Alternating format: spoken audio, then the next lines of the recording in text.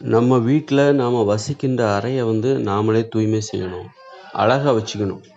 அந்த அங்கங்கே ட்ரெஸ் எல்லாம் வந்து நம்ம போடுற ஆடைகளை வந்து அங்கங்கே கழட்டி போடக்கூடாது. எல்லாத்தையும் அழகாக ஒழுங்காக மடித்து அந்த படுக்கையை போர்வையை தூங்கி எழுந்ததுமா அந்த போர்வையை அழகாக மடித்து வைக்கணும். இந்த மாதிரி அழகாக பார்க்கணும். அந்த ரூம் வந்து அழகாக இருக்கணும். அப்படின்னா நமக்கு தன்னம்பிக்கை அதிகரிக்கும். அது வந்து கண்ணா பின்னான்னு ஒரு நாம வாசிக்கிற அந்த அறையை வந்து யாரோ ஒருத்தர் தூய்மை செஞ்சு ஒழுங்குபடுத்துகிறாங்க அப்படின்னா மட்டும் நமக்கு தன்னம்பிக்கை கூடாது. தன்னம்பிக்கைகளை வளர்த்துக்கணும். நிறைய வாய்ப்புகள் இருக்குது. தன்னம்பிக்கைகளை வளர்த்துக்கிறதுக்கு நிறைய வாய்ப்பு இருக்குது. நாம் வசிக்கிற அந்த அறை, நம்ம வீட்டில் நாம் வசிக்கிற அந்த அறை வந்து அந்த அறையை அழகாக வச்சுக்கிறதுல நாம் ஒரு கவனம் செலுத்தணும். அதில் வந்து ஒழுங்காக தூய்மையாக வச்சுக்கணும், அழகாக வச்சுக்கணும். ஆடைகளெல்லாம் ஒழுங்காக மடித்து வைக்கணும். அந்தந்த இடத்துல அந்தந்த பொருள் இருக்கணும். பார்த்தா அலங்கோலமாக தெரியக்கூடாது. அப்படி தெரிஞ்சதுன்னா நமக்கு தாழ்வு மனப்பான்மை வரும். நம்மளை பற்றியே ஒரு சுயமதிப்பீடு, சுயமரியாதை குறைஞ்சி போயிடும். சுயமரியாதை வந்து நமக்கு குறைஞ்சி, சுயமரியாதைன்னா நமக்கு நாம் கொடுக்குற மரியாதை தான் சுயமரியாதை. நாம் நம்மளை மதிக்கணும். அப்போ தான் மற்றவங்க நம்மளை மதிப்பாங்க. நம்மளை மதிக்கலை அப்படின்னா மற்றவங்க நம்மளை மதிக்க மாட்டாங்க. அப்போ நாம் நம்மளை மதிக்கணும்னா அதுக்கான ஒரு வேலையில் ஒன்று தான் மிக முக்கியமான வேலை. நம்ம வீட்டில் வசிக்கிறோம், நமக்குன்னு ஒரு அறை இருக்குது அப்படின்னா அந்த அறையை வந்து தூய்மையாக வச்சுக்கணும், அழகாக வச்சுக்கணும். தூய்மையாக மட்டும் வச்சுக்கூடாது, அழகாகவும் தூய்மையாக வச்சுக்கிட்டாலே அழகு தான். அதையும் கடந்து கொஞ்சம் அழகாகவும் வச்சுக்கணும், ஒழுங்காகவும் வச்சுக்கணும், முறையாகவும் வச்சுக்கணும். நிர்வாகம்னு ஒன்று இருக்குது. இந்த ஒரு நிர்வாகம், ஒரு அறையை நிர்வாகம் செய்வது என்று ஒன்று இருக்கிறது. அந்த அறையில் அந்தந்த பொருள் அந்தந்த இடத்துல இருக்கணும். கண்ட இடத்துல வைக்கக்கூடாது. ஒரு பொருளை எடுத்துகிட்டு கண்ட இடத்துல திரும்பி வைக்கும்போது கண்ட இடத்துல வைக்கக்கூடாது. அப்போ ஒரு அறை நிர்வாகம் என்று ஒன்று இருக்கிறது. அதை கற்றுக்கணும். ஒரு அறைக்குள்ளேயே நம்ம எவ்வளோ விஷயங்களை கற்றுக்க வேண்டியது இருக்குது பாருங்கள். ஒரு கலைஞர் அப்படின்னு நம்ம ஒருத்தரை யாரை சொல்கிறோம் அப்படின்னா அவரவர் வீட்டை, அவரவர் அறையை தூய்மையாக வச்சுக்கிறவங்க, அழகாக வச்சுக்கிறவங்க, அவங்கள நம்ம கலைஞர்னு நம்ம சொல்லலாம். அவங்ககிட்ட வந்து அந்த கலை தாகம் இருக்கிறது, கலை ஆளுமை இருக்கிறது, அழகை விரும்புகிற அந்த பண்பு இருக்கிறது. அழகை விரும்பினா தான் அமைதியும் இருக்கும். அழகுங்கிறது என்னென்னா அமைதியோட எல்லாமே, இந்த நல்ல பண்புகள் எல்லாமே வந்து அமைதியில் தான் போய் நிற்கிது. அமைதியை தேடுவதற்காக தான் நிறைய வழி இருக்குது. அது இப்போ ஒரு ரூமை அழகாக வச்சுக்கிறோம் அப்படின்னா, நாம் வசிக்கிற நம்ம வீட்டில் உள்ள நம்ம ரூமை அழகாக வச்சுக்கிறோம், தூய்மையாக வச்சுக்கிறோம் அப்படின்னா அதன் மூலம் கடைசியாக கிடைக்கக்கூடிய ஒரு பலன் தான் அமைதி. அதை வந்து நம்ம அழகாக வச்சுக்கல அப்படின்னா நமக்கு வந்து தாழ்வு மனப்பான்மை வரும், நம்மளை பற்றி ஒரு இழிவான மதிப்பீடு வரும், சுயமரியாதை கிடைக்காது, சுயமதிப்பீடு கிடைக்காது. அப்போ வந்து நமக்கு மனசில் அமைதி கிடைக்காது. அப்போ வந்து நம்முடைய அறையை வந்து தூய்மையாக வச்சுக்கணும், நிர்வாகம் பண்ணணும். நம்ம அறையை வந்து இந்த பொருள் இங்கே தான் இருக்கணும் அப்படின்னு சொல்லிட்டு ஒரு அறைக்குள்ளே நம்ம அவ்வளோ விஷயத்த கற்றுக்குறோம். தூய்மையாக வச்சுக்கணும், அந்தந்த பொருள் அங்கங்கே தான் இருக்கணும், அந்த ஒழுங்காக இருக்கணும், அழகாக இருக்கணும் அப்படின்னு சொல்லிட்டு ஒரு நிர்வாகம் பண்ணணும்.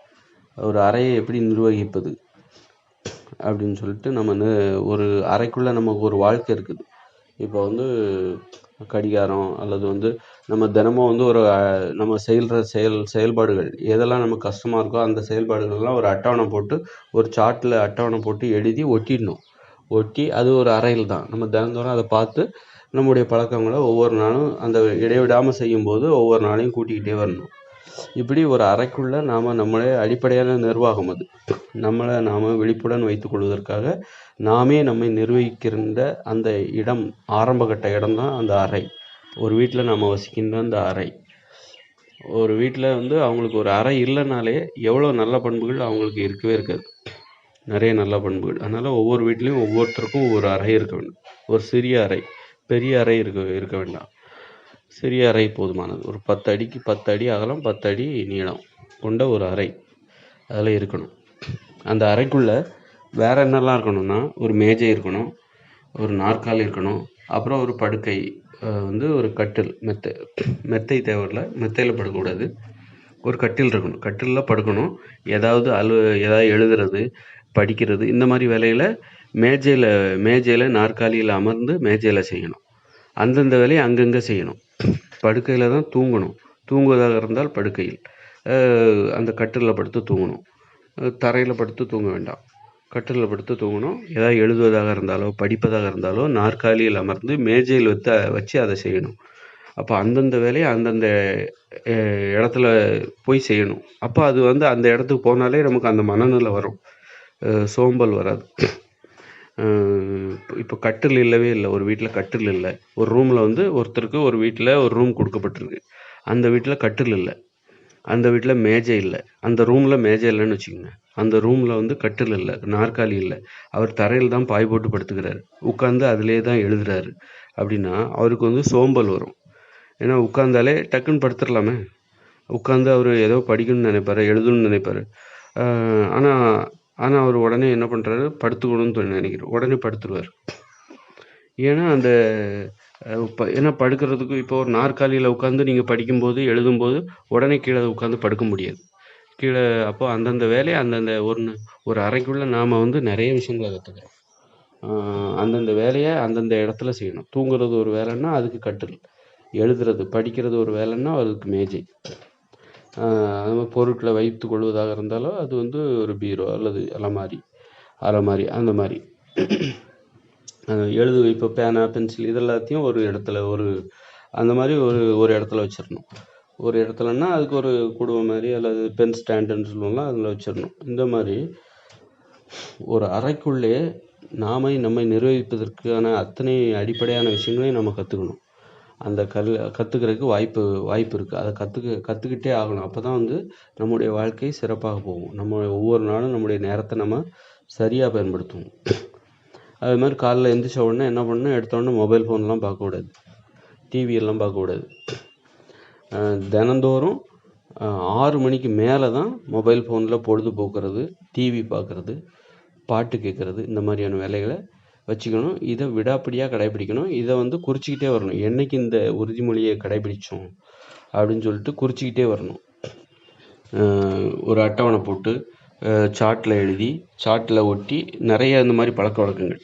6 மணிக்கு தினந்தோறும் 6 மணிக்கு மேல் தான் மொபைல் ஃபோன் பயன்படுத்தப்படுவது என்கிற உறுதிமொழியை எழுதி அதுக்கு வந்து எண்ணெயிலேருந்து இந்த உறுதிமொழியை நம்ம கடைபிடிக்கிறோம்.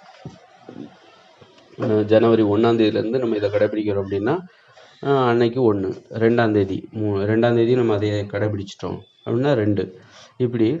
அப்போ ஜனவரி 30, 31, 30 வருமா 30ன்னு தெரில.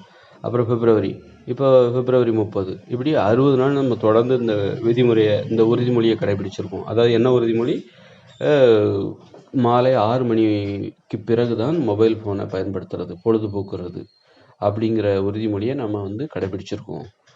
அப்படிங்கிற அந்த உறுதிமொழியை கிட்டத்தட்ட ஜனவரி 1 ஆரம்பித்தோம், இப்போ பிப்ரவரி 30 ஆயிடுச்சு, அப்போ 60 நாள் ஆயிடுச்சு. இப்படி நம்ம அதை அட்டவணை போட்டு பண்ணும்போது நமக்கு ஒரு ஊக்கமாக இருக்கும். 60, 61 ஆகும், 62, 63 நாள் ஆகும், 64, 65 ஆகும், இப்படி 3 மாதம் ஆகும், 100 நாள் ஆகும், அது ஒரு வருடமாகும். ஒரு வருடத்தில் ஒரு நாள் கூட அதை நம்ம தவறாமல் கடைபிடிக்கும்போது நமக்கு என்ன ஆகும் அப்படின்னா அதை விடக்கூடாது. ஏன்னா ஒரு நாள் விட்டாலும் நம்ம வந்து ஒரு வருஷம் நம்ம அதை கடைபிடிச்சிட்டோம், அப்போ 365 நாள் அதை கடைபிடிச்சிட்டோம். ஸோ ஒரு நாள் விட்டுட்டோமே அப்படின்னா அப்புறம் அந்த 365 நாள் சாதனையும் நமக்கு இல்லாமல் போயிடும். அதனால் வந்து தொடர்ந்து கடைபிடிக்கணும், ரொம்ப நாள் கடைபிடிக்கணும். நமக்கு நாமே சாதனைகள் செய்து கொள்ள வேண்டும். பிறருடைய சாதனையை நாம் முறியடிக்க வேண்டிய அவசியம் இல்லை, நமது சாதனையை நாம் முறியடிக்க வேண்டும். மேலும் மேலும் சாதனை நிகழ்த்தி கொண்டே போக வேண்டும். அப்புறம் வந்து காலைல சொன்னால் உடற்பயிற்சி செய்யணும். ஒரு அறைக்குள்ளே இருக்கும்போது இவ்வளோ வேலைகள் நம்ம உடற்பயிற்சி செய்யணும். அப்படி நிறைய வேலைகள் இருக்குது ஒரு அறைக்குள்ளே.